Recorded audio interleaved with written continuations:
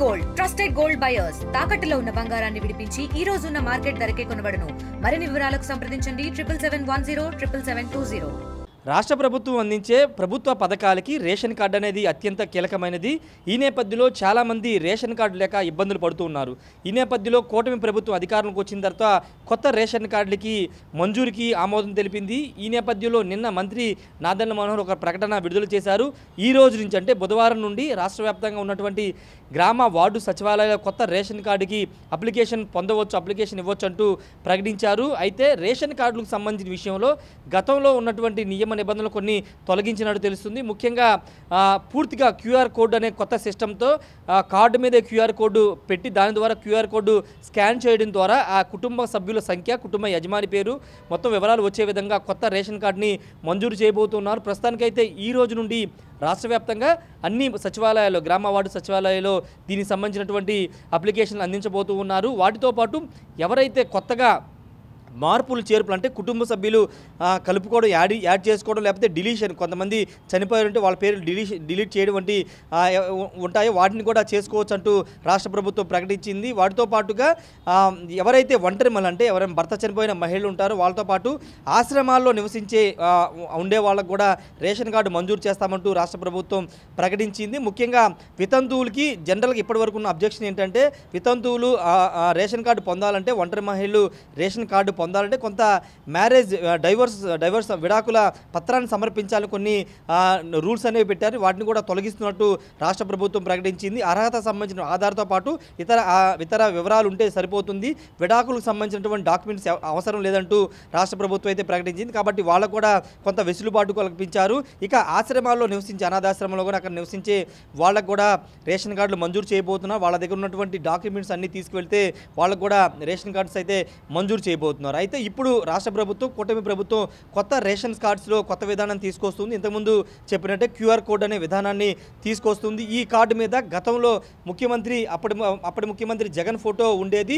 ఇప్పుడు ఎక్కడ కూడా రాష్ట్ర ముఖ్యమంత్రి కానీ ఉప ముఖ్యమంత్రి పవన్ కళ్యాణ్ ఫోటోలు లేకుండా కేవలం యజమాని ఫోటో, అంటే ఎవరైతే ఒక రేషన్ కార్డు హోల్డర్ ఉంటారో ఆ ఇంటి యజమాని పేరుతో పాటు ఆయన ఫోటో ఉంటుంది. వాటితో పాటు ఆ కుటుంబ సభ్యుల పేర్లు అవన్నీ కూడా ఉండబోతూ ఉన్నాయి. ఎక్కడ కూడా పొలిటికల్గా దీన్ని సంబంధం లేకుండా ఇది ప్రభుత్వ పథకాలకు సంబంధించి ప్రభుత్వం మంజూరు చేసే కార్డు కాబట్టి ఎక్కడ పొలిటీషియన్ సంబంధించి అంటే రాజకీయ నాయకులకు సంబంధించినటువంటి పేర్లు కానీ ఫోటోలు కానీ లేకోకుండా కేవలం ప్రభుత్వం సంబంధించిన లోగో, అదేవిధంగా కార్డు హోల్డర్ అయినటువంటి అతని ఫోటో, అదేవిధంగా పేరు, చిరునామా, వారికి సంబంధించిన డీటెయిల్స్ అన్నీ పొందుపరచబోతున్నారు. క్యూఆర్ కోడ్కు సంబంధించినటువంటి కొత్త టెక్నాలజీ అయితే రాష్ట్ర ప్రభుత్వం ఇంట్రడ్యూస్ చేస్తుందని చెప్పాలి. ఎందుకంటే గతంలో చాలామంది రేషన్ కార్డ్స్ ద్వారా కొత్త రేషన్ కార్డ్స్ వ్యవహారంలో కొందరు అర్హత లేకపోయినా రేషన్ కార్డు పొందారు, వాటి ద్వారా ప్రభుత్వ పథకాలు పొందారు. కాబట్టి అలాంటి వారిని ఏరివేయడంతో పాటు కొత్తగా ఈ క్యూఆర్ కోడ్ పెట్టడం ద్వారా నకిలీ రేషన్ కార్డు పొందే అవకాశం లేకుండా ఎవరైతే అర్హత ఉంటారో వాళ్ళకి మాత్రమే ఈ రేషన్ కార్డు అందే విధంగా చర్యలు తీసుకోబోతున్నారు. అందులో భాగంగానే క్యూఆర్ కోడ్ అనేది తీసుకొస్తున్నారు. క్యూఆర్ కోడ్ స్కాన్ చేయడం ద్వారా పూర్తి వివరాలు రాబోతున్నాయి. ఆధార్ కార్డుతో సహా అన్ని వివరాలు అయితే రాబోతూ ఉన్నాయి. అయితే ప్రభుత్వ పథకాలు ఇప్పుడు కూటమి ప్రభుత్వం చాలా హామీలు ఇచ్చింది. వాటిలో అన్నదాత సుఖీభవ కానీ, అమ్మఒడికి సంబంధించిన కార్యక్రమం కానీ, లేకపోతే ఏ ప్రభుత్వ పథకం అందాలన్నా రేషన్ కార్డు అనేది లబ్ధిదారుడికి ఒక కీలకమైన అంశం కాబట్టి అంశంలో ఎక్కడ ఇబ్బంది లేకుండా రేషన్ కార్డు మంజూరు చేయబోతూ ఉన్నారు. ముఖ్యంగా చాలామందికి ఉన్నటువంటి సమస్యలు ఏంటంటే ఇంతకుముందు మాట్లాడుకున్నట్టు మార్పులు చేర్పులు అనేవి ఉంటాయి. అంటే కుటుంబ సభ్యులు చనిపోయినా, లేకపోతే కుటుంబం నుంచి విడిపోయినా వాళ్ళ పేర్లు యాడ్ చేయడం కానీ, లేకపోతే పిల్లల పేర్లు యాడ్ చేయడానికి సంబంధించినటువంటి విషయంలో కూడా గ్రామ వార్డు సచివాలయాల్లో అందుబాటులో ఉంచుతున్నారు. కొత్త రేషన్ కార్డుతో పాటు మార్పులు చేర్పులు, అదేవిధంగా ఒంటరి మహిళలు, ఆశ్రమాల్లో నివసించే, అనాథాశ్రమాల్లో నివసించే వారికి వీళ్ళందరికీ కూడా కొత్తగా రేషన్ కార్డు, మార్పులు చేర్పులకు సంబంధించినటువంటి అప్లికేషన్స్ అయితే పొందపరచబోతున్నారు.